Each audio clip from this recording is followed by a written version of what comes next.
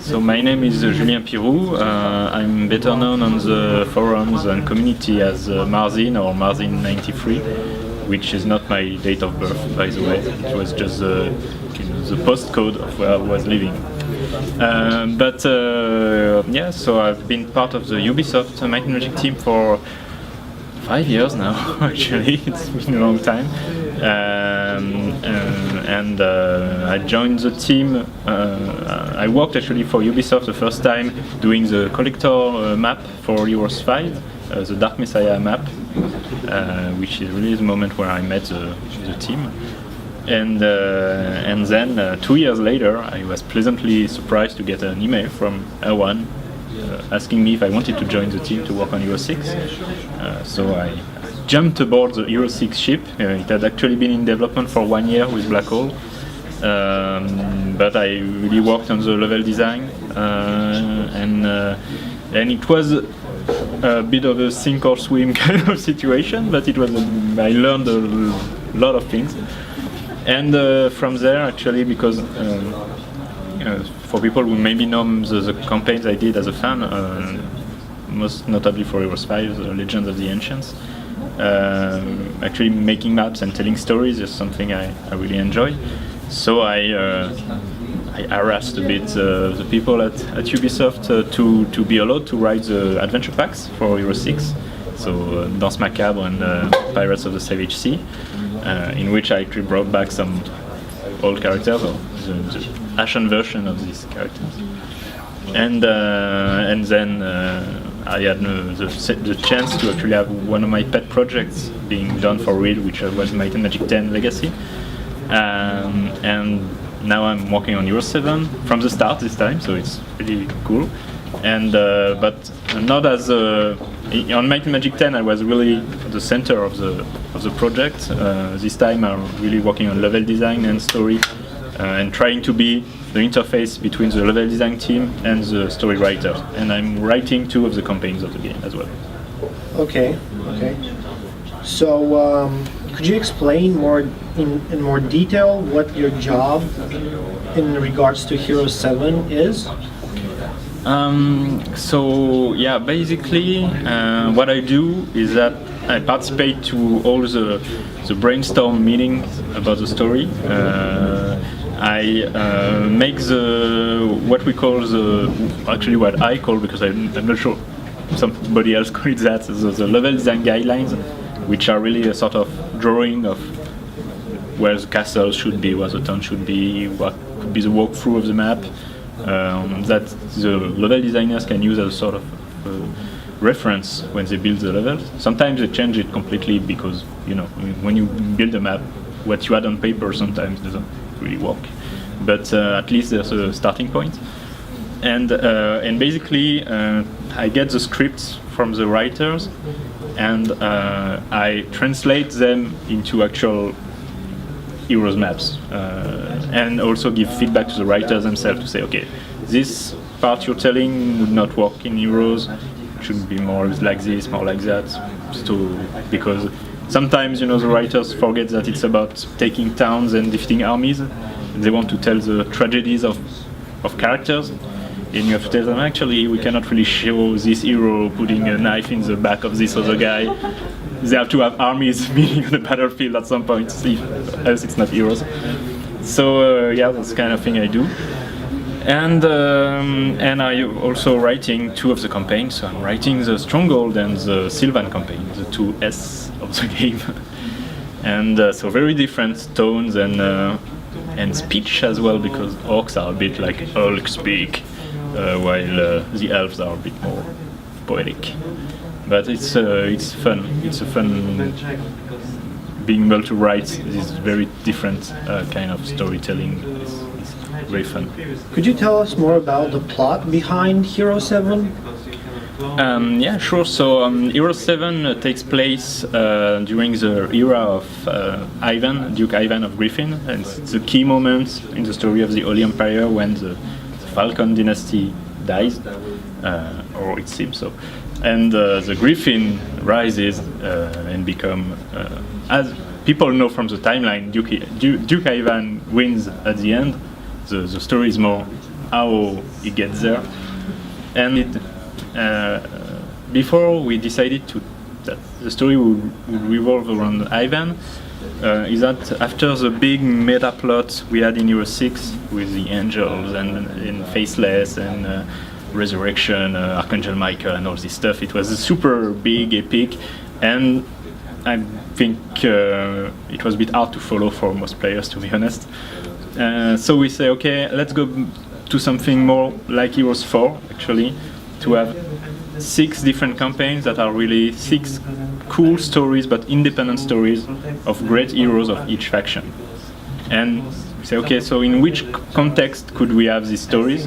Some little something, because in Heroes 4 I always regretted the fact that there was no real link between the stories, at least a little something, you know. So we say, okay, so maybe these stories are being told to someone who needs some advice and to hear at a key moment to take an important decision. He or she, anyway, at this time we didn't know, needs to hear the stories of great heroes to make a good choice. And after that, it was just a matter of saying, okay, who in the history of fashion may have been in this situation? And Yuka Ivan was the top contestant in that regard. But even if it's the meta plot of the game, the campaigns themselves are really in different points of the timeline. So it's actually quite fun to see Ashen at various eras. Yep. Okay. What can you tell us about the campaigns in terms of how they play, how much the gameplay would last in terms of hours? Anything about cutscenes or other elements? Okay, so one thing that's very, very hard with Heroes is that in your mind you say, okay, so I'm making a map that would be like 1 hour, and once it's built, you realize that to really complete it, you can take 2 or 3 hours to go around everything and pick every battle, because Heroes players, especially the hardcore fans, they want to see everything, explore everything, do every side quest. So yeah, we wanted to have a better flow than in Hero 6, because Hero 6 there were moments where really you'd forget what you were doing on the map because it was super huge and the flow was not that good. And I know I'm partly responsible for that. It was one of the things I learned doing while working on this game. So we really wanted this to be addressed in Hero 7. So hopefully players will tell us if we succeeded. But also because each campaign is a different story and it's told by a different narrator, we also wanted each of them to have its own tone, really. And so it allows us to have some very different kind of situations.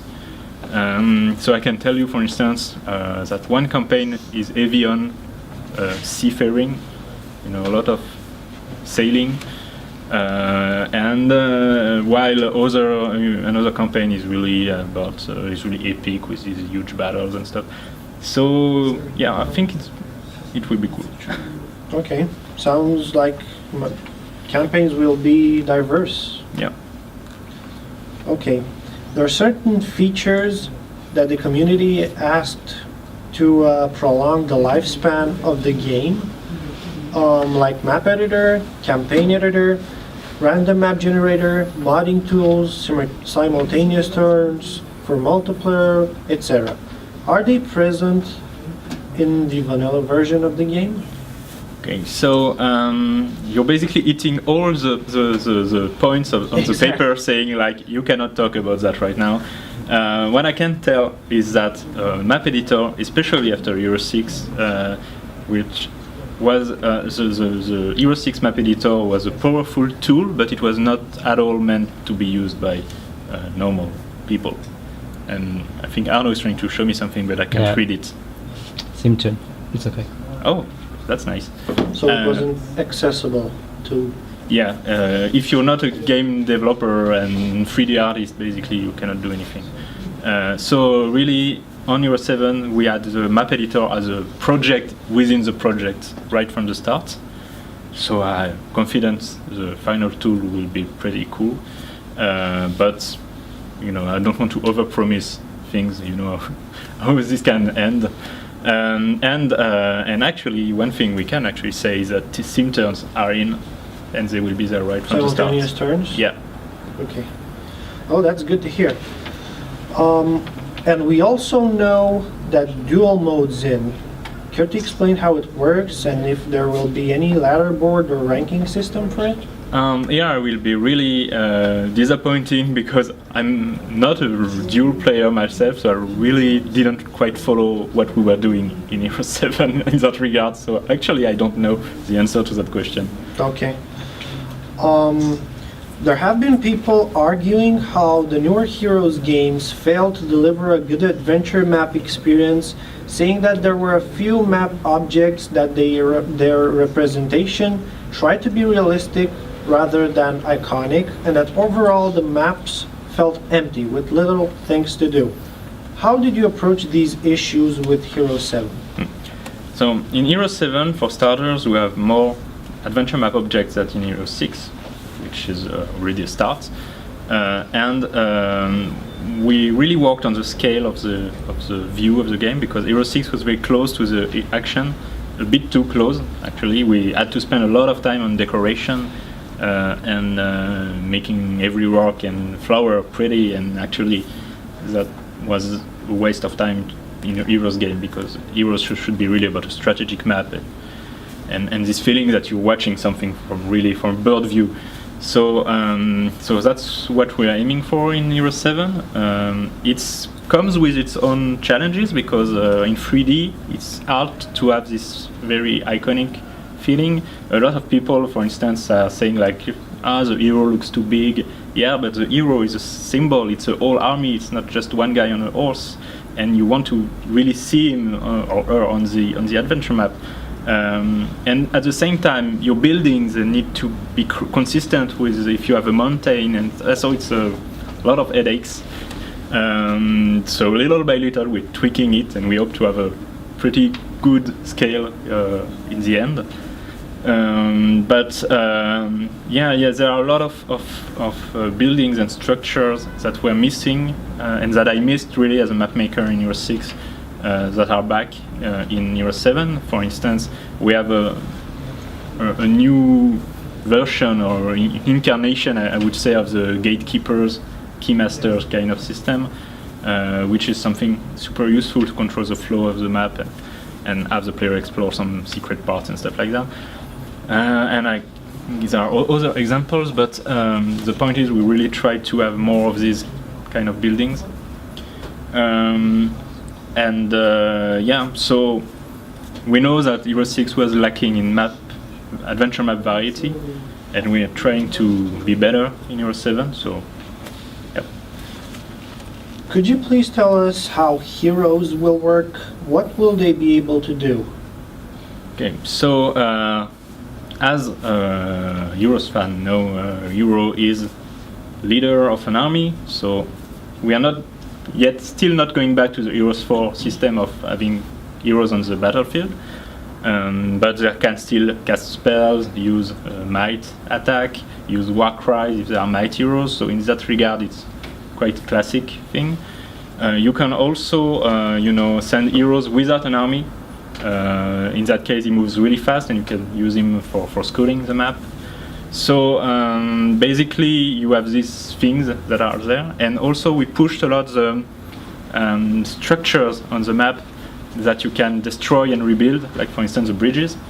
You can destroy a bridge, you can rebuild a bridge, so it creates interesting strategy, because to rebuild a bridge you have to spend resources, you have to spend a turn.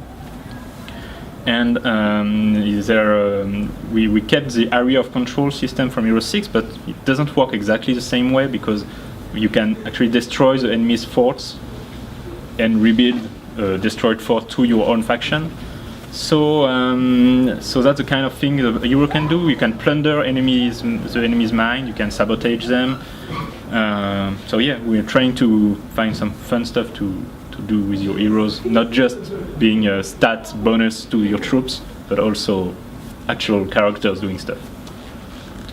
What was the idea behind having so many hero classes? Don't you fear balancing issues? Well, I think that's a question that's maybe better suited for a game designer. But I think the idea here was that in Euro 6 there was this reputation system with the Tears and Blood classes, and while it was in the end not that good, because it was basically it was a bit of a waste to be able to have these different classes very late in the game. So we say, okay, so maybe what we can have is you have your main classes for each faction, the might classes, the might class and the magic class, but you can have also some variants, some classes that are mostly the same but with more economy, more battlefield oriented. And so yeah, it's trying to see, okay, we're not scrapping completely the reputation system, but we're trying to make it in another way that will work better, hopefully. Okay. May I just ask one question, if you can answer? Yeah. About the repairing bridge feature? Will it be campaign only, or will it be available for maps and scenarios in general? Yeah, it's in general. It's a systemic feature in the game. Okay. Yeah. I'm pretty sure in the map editor, actually, a map maker could decide that a bridge cannot be destroyed if it doesn't want to. But by default, they can be destroyed, and you can put them on the maps that are already destroyed at the beginning of a map, for instance. So yeah, there are some interesting ideas with that. That's nice. We know that heroes are able to do this, and that players have an incentive on exploring different scenarios that are governed by scripts and by events. But will the AI be able to do the same thing?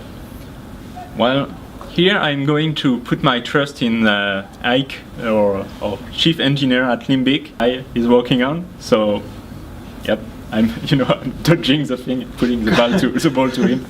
Don't hate me, Ike. Okay, could you tell us more about skill wheels? How many skills there are? How are they structured? What does the racial skill do?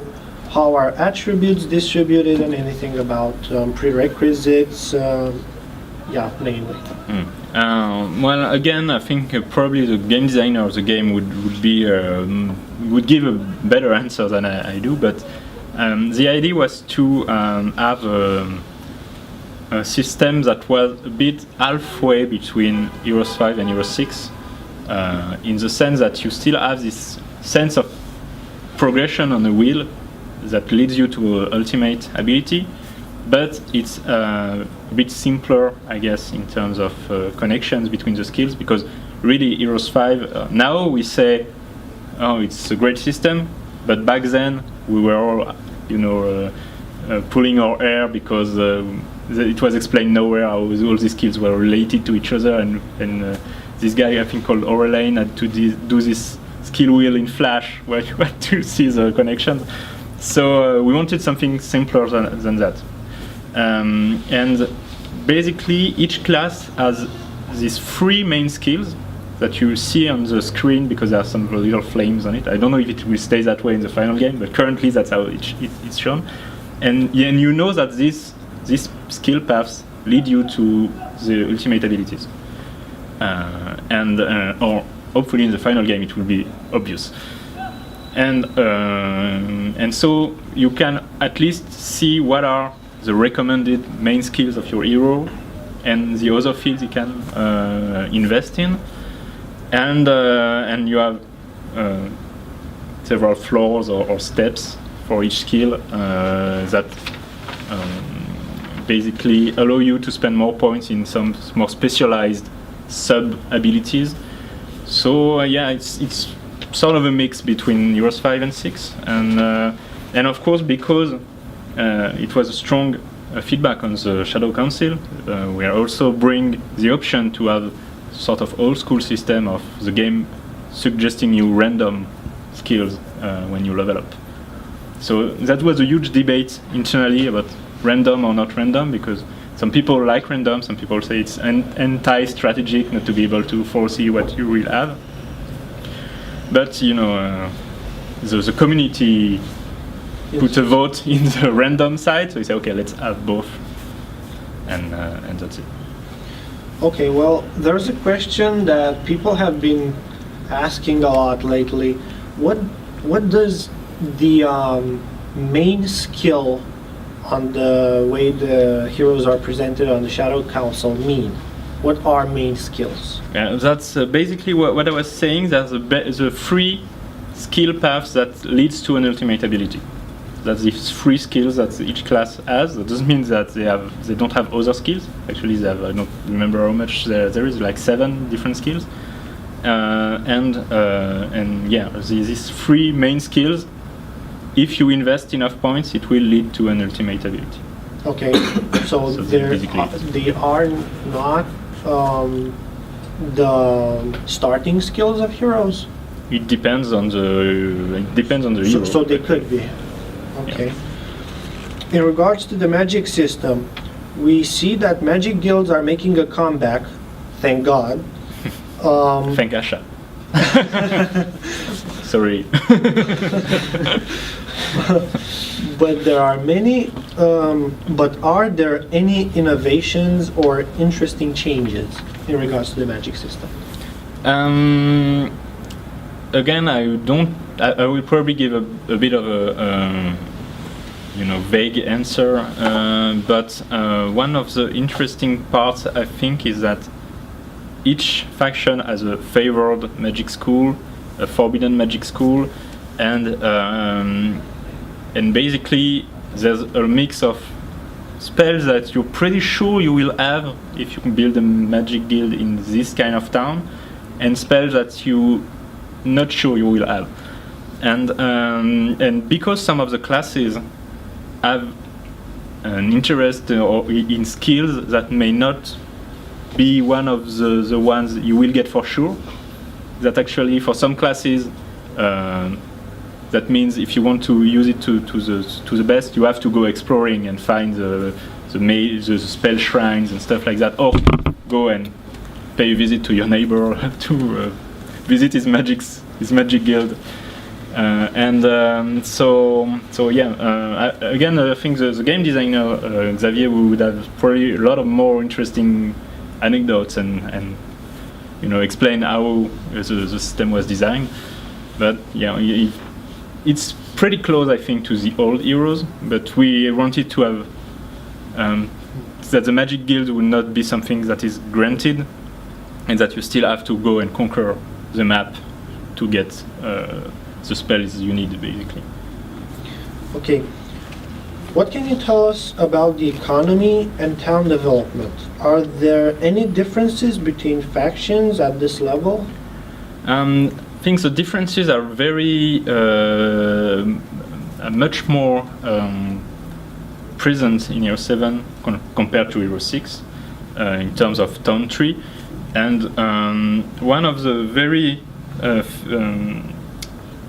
things that actually come straight from Heroes 4 is that at some point you have to choose between building A or building B, not just as these unique buildings like in Hero 6, but really all the way while building your town. And so fans already know that the final creature of the town you will have to choose between two. Actually, in the early designs, you were choosing for the whole map, and then we say no, it's too restrictive.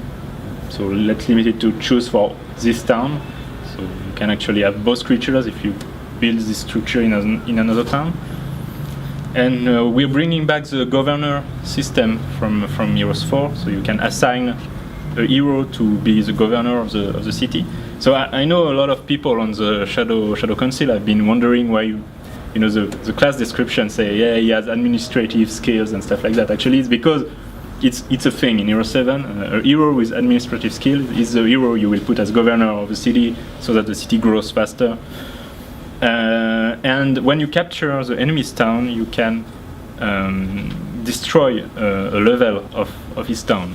So it's actually a viable strategy in Hero 7 to conquer your enemy town and destroy some of his building and then flee before he comes back. To make things more interesting, because we've all been in this situation. You capture a town and you can do nothing with it because the enemy goes back and take it back right away. So at least now you can make a sort of sabotage runs to the enemy. So that's the kind of ideas we are toying with in Hero 7. Is there any beta phase planned before release? What? A beta phase. I won't speak if my lawyer is not there. I don't think I can actually answer that question right now. Okay. Well, I won't push it. Finally, rumor has it that ever since you joined Ubisoft, you've been constantly brainwashed and indoctrinated into liking Ashan. How do you comment? Actually, it's worse than that, because Awan is the devil. I heard you ask him before. Actually, I really, as some people, notably in the Heroes community, has been kind to remind me, I was very much a hater of Ashan at the beginning. But let's be frank, playing Heroes 5, it's hard to love Ashan. And it's really, when I came to work at Ubisoft, I was a bit surprised that they would ask me actually to come to work for them, especially after being so vocal against Ashan. But actually being able to read the Bible and seeing the huge difference between the documents and the reflection behind Ashan and how it was in the actual game, saying, okay, so it's not completely their fault actually. There are some good ideas in there. So do you think Ashan is being misrepresented in I think it has been. It really has been.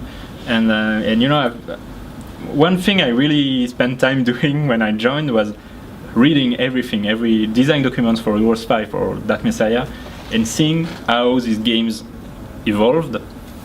And I really could see actual story pitches and story documents when it was very clear that at the same time you had on one side Nival basically saying, yeah, let's forget Heroes 4, we're going back to Erathia, and it's the story of Nikolai, and the world was never destroyed, and we continue that way. So as a fan I was thinking like, ooh, bad idea, because I like continuity.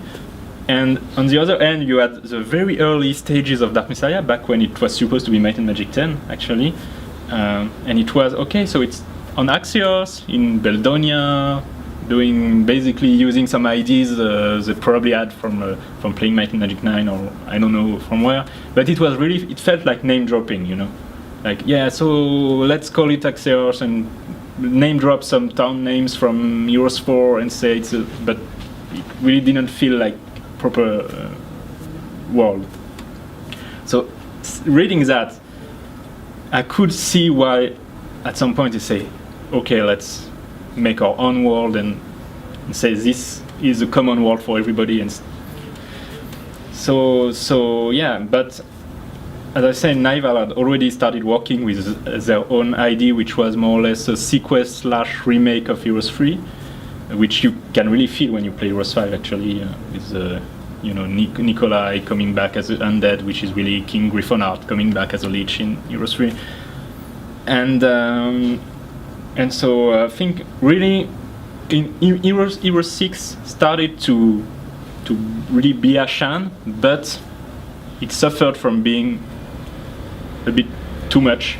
I'd say trying, after all this time of not being able to do a proper Ashan games, the writers on Heroes 6 were a bit like, yeah, we'll do this massive Ashan game and with this super epic story, and it was actually too much.